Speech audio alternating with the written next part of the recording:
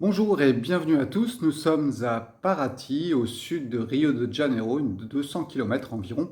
Un beau, joli petit village qui est quand même assez grand et qui était le départ de l'or vers le Portugal et qui aujourd'hui est un grand lieu touristique. Aujourd'hui, je vais vous parler de Lego. Et vous allez voir qu'il y a plusieurs images qui coexistent aujourd'hui de Lego. Je vais vous parler de l'image qu'en a la philosophie, l'image qu'en a la psychologie, l'image qu'en a l'islam, l'image qu'en a le catholicisme, le bouddhisme, hindouisme, je ne sais pas trop, donc je ne m'aventurerai pas sur ce point-là. Et nous passerons bien évidemment aussi par le New Age et puis par le développement personnel, le développement de ma personne, le développement de l'ego.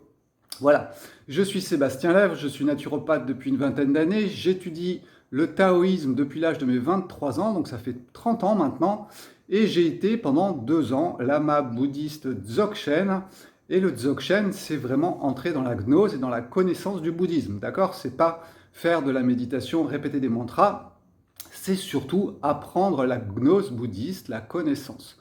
Bon, c'est venu mettre des couleurs un petit peu dans mon taoïsme, mais j'avoue que je ne démords pas du taoïsme, que je peux transmettre très facilement avec vous. Quand je parle du yin et du yang, c'est du taoïsme, et c'est de la gnose taoïste, c'est-à-dire que c'est de la connaissance du monde. Voilà, c'est pour ça que souvent que je vous dis, aujourd'hui, c'est connaissance du monde de l'ego. Et bien évidemment, je vais vous parler de ma propre vision de l'ego, qui réunit un petit peu tout, mais qui reste du coup très libre, et nous allons revenir sur tout cela.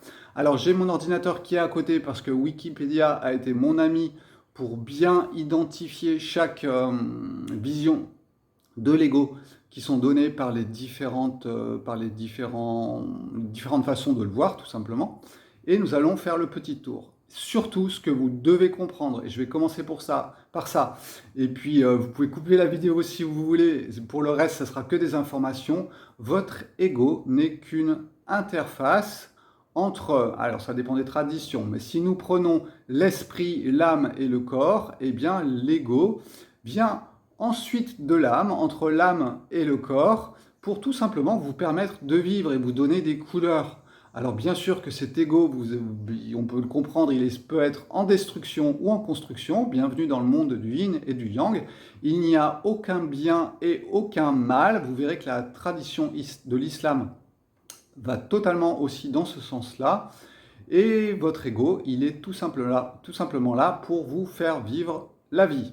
Donc pas de bien, pas de mal, et par contre nous pouvons le regarder d'un œil intéressé et voir un petit peu comment il fonctionne. C'est tout ce que je vous propose dans mes vidéos, c'est de comprendre le mode de fonctionnement du monde. Quand je vous parle du monde physique, des aliments, comme je l'ai fait lors de la dernière vidéo sur la mémoire, eh bien c'est la connaissance du yin et du yang physique. Et puis aujourd'hui, nous allons nous poser un petit peu plus sur de la psychologie et donc cette nature de l'ego. Alors, si on reprend le mot ego en latin grec, c'est tout simplement, ça veut dire moi, ça veut dire je. Donc c'est tout simplement quand on s'exprime et que l'on parle de soi. Ensuite, en philosophie, eh bien la philosophie et qui va parler de l'ego, ça remonte à Descartes. Et Descartes, c'est l'expression cogito ergo sum, ça veut dire tout simplement je pense donc je suis. La définition de l'ego pour Descartes est tout simplement si je pense, c'est donc que mon ego existe et donc que j'existe. Vous verrez que dans le bouddhisme, l'ego n'est que un instant t qui à t-1, t plus 1, eh bien, est totalement différent et est en mouvement, Donc vous verrez que la définition dans les anciennes traditions, souvent, est beaucoup plus en mouvement que dans la définition de Descartes, où on a l'impression que c'est figé dans le temps, ce qui n'était pas le cas d'avant Descartes. Au Moyen-Âge, on ne parlait pas de l'ego, c'était tout simplement quelque chose qui, je sais pas, on n'y pensait pas, et c'était pas dans l'air du temps, et c'est avec l'arrivée de Descartes, de la pensée, et du coup le fait de penser, de réfléchir, qui crée ce que je suis, ou qui me montre que j'existe, et ça va être toute la problématique que nous avons encore aujourd'hui, c'est d'exister à travers l'ego, et l'ego du coup veut exister aussi. C'est toute notre problématique d'aujourd'hui. Ensuite, nous avons en psychologie. En psychologie, l'ego, c'est l'objet de la psychologie désigne alors la psyché et le fondement de la personnalité ou du caractère. C'est tout simplement, on va se concentrer sur la psychologie. Pardonnez-moi, j'ai un peu du mal ce matin, mais nous allons nous concentrer sur la psychologie et l'ego va être vu comme tout ce qui va créer mes états d'être en fonction de ce que je suis et en fonction de mes peurs, en fonction de mes programmations. Donc nous nous concentrons vraiment, dans le cas de la psychologie, sur l'état de l'ego et tout ce qui va en découler, les peurs, les envies et tout ce que vous pouvez étudier par rapport à cela. Ensuite, vous avez dans les religions le bouddhisme. Alors dans le bouddhisme, l'ego n'est pas vraiment défini comme existant, c'est quelque chose qui est en mouvement.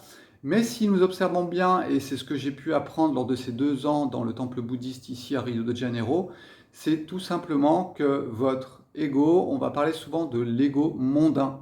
Mondain dans le sens où c'est celui qui veut exister, et puis on parle d'une autre face qui est votre nature Bouddha. C'est pas, c'est une complémentarité, mais ça peut très facilement devenir une opposition. Donc méfiez-vous de toutes les personnes qui ont un désir, parce que justement dans le bouddhisme, le désir, c'est la caverne de Platon, c'est l'enfermement.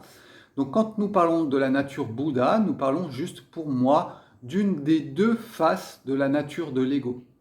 La nature de l'ego, c'est ce qui me permet de vivre dans le monde. C'est pour ça que j'insiste souvent quand je vous parle du design humain, hein, cette connaissance de l'astrologie, du Yi-King, des centres d'énergie, du yin et du yang, la Kabbale et tout ça réuni en un seul pour vous apprendre quelle a été votre programmation.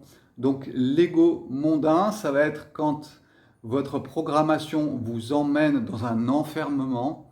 Et puis on va dire l'ego Bouddha. Moi je préfère dire ego Bouddha, ego mondain, et non pas faire une séparation franche, ego, nature Bouddha. Et comme ça permet un petit peu de relier les deux et de comprendre que les 2 natures existent en nous et elles s'expriment à travers l'ego, mais qui peut avoir 2 faces. Soit une nature Bouddha, soit une nature où vous êtes enfermé. Donc dans le bouddhisme, on explique ça aussi avec les 5 éléments, l'air, l'eau, le feu, l'espace, et qui vont avoir des distorsions. Donc on parle de distorsions dans le bouddhisme. Et puis bien sûr que les distorsions, elles se manifestent dans votre ego mondain, celui qui vit avec les autres. Votre ego Bouddha, eh bien quelque part, il est avec les autres, mais il n'est pas dans le jeu très fortement des émotions, des interactions fortes. Il existe, il vit, il est en mouvement, hein, c'est pas le non-mouvement. Dans le taoïsme, on parle du hu-wei, qui est le non-agir, mais c'est pas un non-agir, c'est un non-agir de l'ego. Donc vous voyez, même dans le taoïsme, on va pouvoir retrouver ce genre de choses, sauf qu'on ne parle pas de l'ego dans le taoïsme, on parle du yin et du yang, mais on ne va pas se concentrer sur ce point-là. Donc vous voyez, dans le bouddhisme, on en parle aussi, mais on parle d'une face qui est enfermée, et on parle d'une face qui est libérée, ou du moins qui a des capacités qui sont tout simplement l'opposé de l'ego mondain, qui veut, qui rejette et qui désire encore. Dans le christianisme, eh bien, on a cette image de Dieu, on a cette image de Jésus-Christ, et l'ego est investi d'une nature positive, donc qu'il faut cultiver. Cultiver la nature positive de l'ego, mais si l'on observe bien ce qu'il va ressortir du catholicisme au fur et à mesure du temps, parce qu'il faut bien comprendre une chose, c'est que si Jésus a bien existé, eh bien c'était tout simplement une personne qui a eu accès à la connaissance, à la gnose. Et il a essayé de l'exprimer avec ses mots, ce qui a ensuite donné le catholicisme. Mais comme toute chose a un cycle, eh bien le cycle actuel que l'on vit qui tend à resserrer la matière, eh bien c'est ce qui est arrivé au catholicisme et on s'est concentré sur le fait de repousser toutes ces qualités moches, pas belles de l'ego pour essayer tout le temps d'aller vers les positives. Donc vous voyez que dans le catholicisme, on a rejeté une partie de l'ego et là c'est la plus grave erreur qui puisse être faite puisque quand vous rejetez, eh bien vous êtes en plein dans l'enfermement et les religions n'y ont pas échappé. et nous devons bien comprendre cela aussi, c'est qu'une religion au départ, elle a une initiation qui est donnée par une personne en particulier qui va retransmettre une connaissance, une gnose, que ce soit Jésus-Christ, Mahomet ou d'autres, et sous une forme différente en fonction de l'endroit où bien sûr cela va émerger. Et ensuite, ça va être transformé, ça va être utilisé, bien sûr, toujours dans un but de pouvoir à la fin. Ça se termine toujours comme ça. Et ça fait partie du cycle, hein. Platon et la République vous l'expliquent très bien comment une civilisation passe par plusieurs stades et termine toujours un peu mal avant de recommencer. C'est sûrement un peu ce que l'on est en train de vivre aujourd'hui. Donc dans le catholicisme, il y avait aussi cette notion d'améliorer notre nature d'ego, mais très vite, on a fait un rejet de tout ce qui est moche et tout ce qui est pas beau, et ça a mal tourné. Voilà, ça c'est pour le catholicisme. Dans l'islam, c'est intéressant aussi de le voir dans l'islam, la nature de l'ego est aussi une nature que l'on doit développer en allant vers le bien. Et encore une fois, c'est exactement en parallèle avec le catholicisme, d'ailleurs les deux sont frères, hein, et ils sont issus des mêmes traditions. Eh bien, ce qui va se passer, c'est que l'on peut avoir tendance à réprimer à un moment ou à un autre la nature de l'ego qui ne tourne pas droit, tel que dans notre dette, ça devrait être droit, ou du moins ceux qui ont le pouvoir de diriger les autres. Bienvenue dans la caverne de Platon et des ombres qui passent et qui vous sont montrées en permanence, qui ne sont pas la réalité. La réalité, c'est que tout simplement, votre ego, il a une nature de destruction, il a une nature de construction. C'est ni bien ni mal, c'est à observer. Et puis surtout, plus vous entrez dans la connaissance du monde qui vous entoure en dehors de la caverne, et plus votre nature peut s'équilibrer. Parce que la nature n'aime pas généralement les déséquilibres, ça en fait partie, mais elle a tendance à rééquilibrer les choses. Donc quand votre ego, il désire, il rejette, c'est tout simplement qu'il souffre, et parce qu'il a des déséquilibres à l'intérieur de lui. C'est ce que j'essaye de vous enseigner sur Internet, soit dans mes vidéos, ou soit dans l'enseignement que je vous donne sur mon site Internet. Eh bien, tout simplement, quand vous entrez dans la connaissance, vous permettez au soleil d'entrer à l'intérieur de votre caverne et de venir rééquilibrer les choses naturellement. Yin et yang s'attirent, ça vous ne pourrez jamais le changer. Et donc si vous avez des conflits intérieurs, ils sont faits pour s'équilibrer. Sauf si vous restez dans la caverne. Et c'est toute la problématique de la caverne de Platon que j'essaye de vous transmettre parce que c'est une bonne image. Donc dans l'islam, on a aussi la même notion de base que dans le catholicisme. Et puis il y a une branche de l'islam qui s'appelle le soufisme, où nous sommes plus dans un ésotérisme, d'accord, essayer d'entrer en soi pour trouver des réponses. Et le soufisme, c'est issu de l'islam et c'est de l'ésotérisme. Donc l'ésotérisme de cette branche-là de l'islam, eh bien, nous enseigne que l'ego, on l'appelle d'une façon particulière et on l'appelle naf. Et on parle du djihad du naf, ce qui veut dire qu'on va faire une guerre à une partie de notre ego. Naf et ego, c'est la même chose dans l'islam. La problématique, nous allons à nouveau tomber dans une guerre, et ça c'est jamais une bonne idée d'entrer en guerre contre quoi que ce soit, mais si on creuse un petit peu dans le soufisme, eh bien vous verrez qu'il y a 3 stades de l'ego. Le premier stade, c'est quand on est dans nos démons, et sûrement quand on est enfermé, quand on est dans une caverne de Platon ou dans le samsara des bouddhistes. Et puis, sinon, vous avez une première évolution, c'est-à-dire qu'on peut commencer déjà à discuter avec notre interface, ou du moins à prendre de la distance par rapport à l'interface et voir ce qu'il se passe. Et puis, vous avez un troisième niveau dans le soufisme, c'est quand on n'est plus sujet, ou le minimum possible, où on a une notion d'éveil qui fait qu'on est tout le temps en conscience de tout ce qui se passe, parce que, à mon avis, personne n'est parfait, du moins moi je n'ai rencontré personne de parfait, même parmi des maîtres.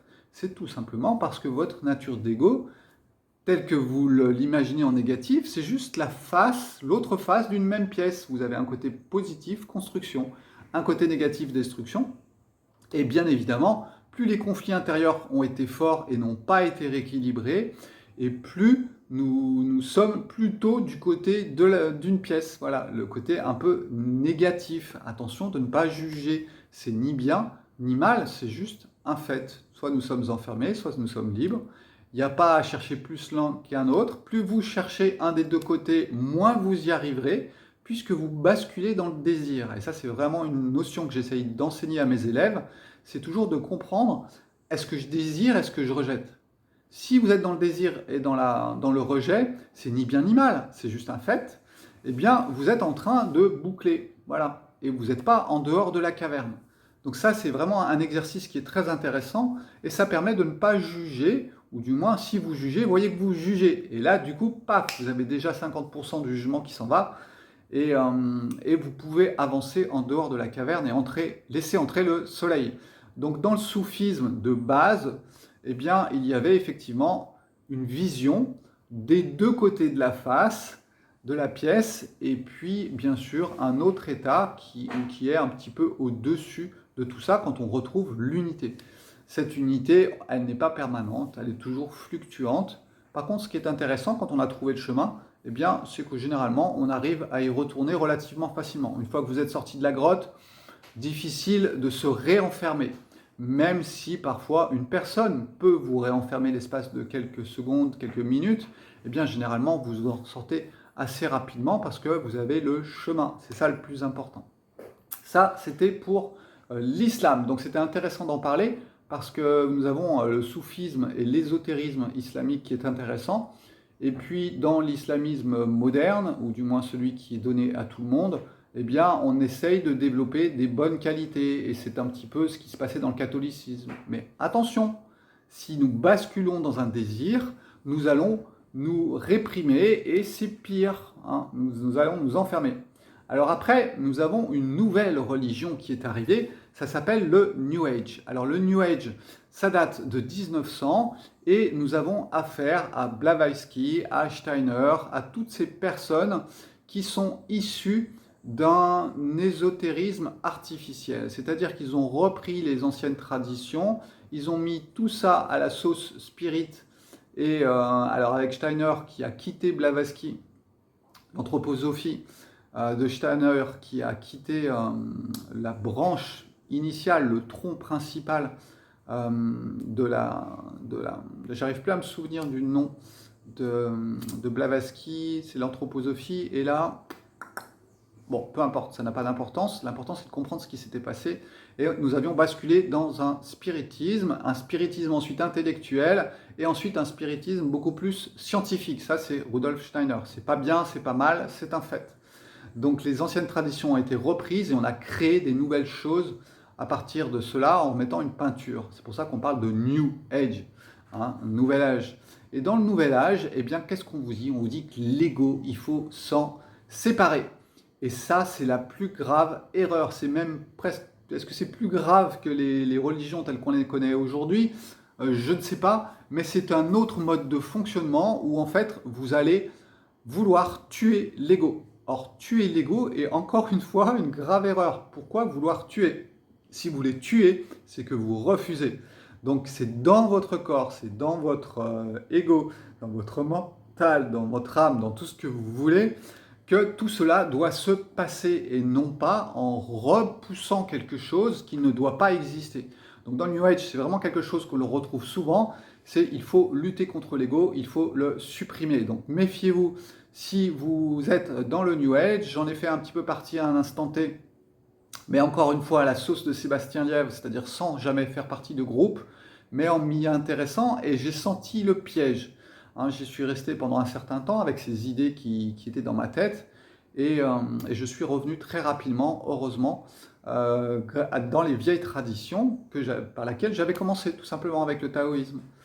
Donc voilà, alors j'ai dit heureusement, pas de jugement, pas de bien, pas de mal, mais c'est le chemin de mon expérience qui m'a permis aussi de toucher à ça et qui me permet aussi d'en parler. Donc le New Age, j'y ai touché de près, j'ai même eu des personnes très proches de moi qui étaient dans le New Age et j'ai vu les dégâts que cela créait.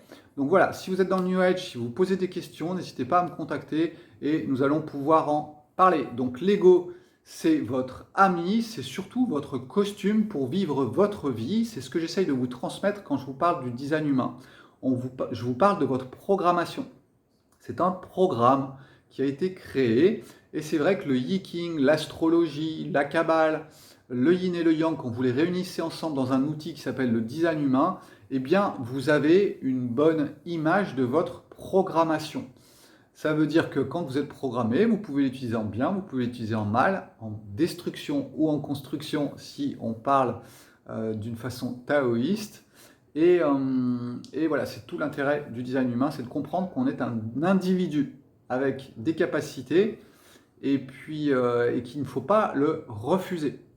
Ensuite, nous avons un dernier point qui est intéressant où on parle de l'ego, c'est dans le développement personnel. Alors ça, le développement personnel, c'est la nouvelle religion de la civilisation actuelle. Autant vous dire que la civilisation actuelle, eh bien, elle est en pleine matière, c'est ce que vous voyez tous les jours devant vous, et en plein, bien évidemment, dans la caverne de Platon. Donc ne vous attendez pas à ce que les médias et à tout ce qu'on vous enseigne aujourd'hui vous apportent une vraie solution pour sortir de la caverne. Il vous faut absolument vous rapprocher des traditions, mais alors vraiment revenir à la racine des traditions, et ça c'est super rare, même dans le bouddhisme, on est à côté de la plaque. Le Dzogchen, il faut avoir affaire à des bons maîtres qui ont bien cette conscience-là, et vous verrez que du coup, eh bien, c'est pas facile de trouver une personne pour vous guider. Un gourou, normalement, c'est juste un guide qui partage son expérience. C'est pas quelqu'un qui vous envoie des images et puis qui vous fait voir des éléphants roses. Donc le terme gourou en Inde, c'est vraiment cela. C'est celui qui enseigne, qui partage la gnose et la connaissance, mais non pas un loulou qui va vous dire quoi faire et comment faire. Surtout pas. Si vous avez affaire à des personnes qui sont dans le désir et dans la répulsion, c'est pas que vous devez partir en courant, c'est que vous ne pouvez pas attendre de solution pour sortir de la caverne de ces personnes-là. Donc, soit vous y restez, vous prenez ce qu'il y a à prendre, parce qu'il y a toujours des informations intéressantes sur les connaissances des anciennes traditions, mais n'attendez rien de ces personnes-là qui, elles-mêmes, sont dans la caverne. Voilà, ça c'était pour le développement personnel. Pour résumer, l'ego pour moi c'est quoi? C'est tout simplement mon interface, ce qui me permet d'agir avec vous, là, devant un petit écran, avec ma personnalité, avec mon individualité de Sébastien Lièvre, tel qu'il a été programmé, et tel que le design humain, c'est vrai, nous fait toucher du doigt beaucoup mieux que l'astrologie, parce qu'on est vraiment dans la vie, on est dans le Yiking, on est dans les 64 possibilités de la vie, de vivre la vie. On est aussi dans l'intégration du yin et du yang. On intègre l'astrologie parce que bien évidemment, l'astrologie vient jouer dans notre programmation et ça nous donne une bonne image de ce que l'on est. N'hésitez pas à me contacter si vous souhaitez que je vous fasse votre design humain. Je fais ça depuis 13 ans et je n'en démords pas. Donc généralement, quand je ne démords pas de quelque chose, et il y a peu de choses dont je ne démords pas, eh bien vous pouvez normalement essayer de me suivre et de voir si ça vous convient. Toujours voir si ça vous convient. Fonctionner par affinité, c'est toujours très important aussi. Donc voilà, une interface, il existe. Il y a des déséquilibres qui ont été créés énergétiquement, soit suite à des traumatismes, soit à des programmations d'ADN. Voilà, il y a plein de possibilités qui existent. Ça a créé des déséquilibres. Ces déséquilibres, ils peuvent se rééquilibrer. Et ils peuvent se rééquilibrer d'autant plus facilement que vous êtes hors de la caverne. C'est pour ça que j'insiste et j'enfonce le clou sur tout ça. Alors si j'étais dans mon rôle de lama bouddhiste, je vous parlerais tout le temps du samsara, mais voilà, je ne me sens pas plus bouddhiste qu'autre chose, et moi j'utilise toutes les possibilités qui me sont données pour essayer de vous transmettre une connaissance. Donc j'ai tendance en ce moment à utiliser beaucoup la caverne de Platon, parce qu'elle est très imagée, et ça j'aime bien. Donc en fait ils se complètent. Caverne de Platon, bouddhisme, taoïsme viennent se compléter et permettent d'avoir des mots différents. Et ces mots différents, ils sont donnés par ma gorge, qui dans le design humain n'est pas définie et qui me permet de prendre toutes les voix. J'étais acteur de théâtre aussi, et ça m'a permis de jouer plein de rôles différents, et c'est ça, le côté positif de la voix, de la gorge, du centre de la gorge qui n'est pas défini. D'accord? Ceux qui ont une gorge définie, ça va être des super personnes qui vont pouvoir transmettre une information, mais que dans un sens. Ils sont très bien dans ce qu'ils font. Et hop là, je vais fermer la parenthèse sur le design humain, sinon je vais vous en parler pendant encore 10 minutes. Voilà, j'ai fini pour aujourd'hui. J'espère que ça vous aura intéressé. J'ai un petit peu du mal et j'espère que j'aurai été assez clair. Je pense que oui, un petit peu moins au début parce que c'était un petit peu brouillon. Mais sur la fin, je pense que c'était pas si mal que ça. Voilà, passez une excellente journée. Ciao, ciao, à bientôt, portez-vous bien. Ciao.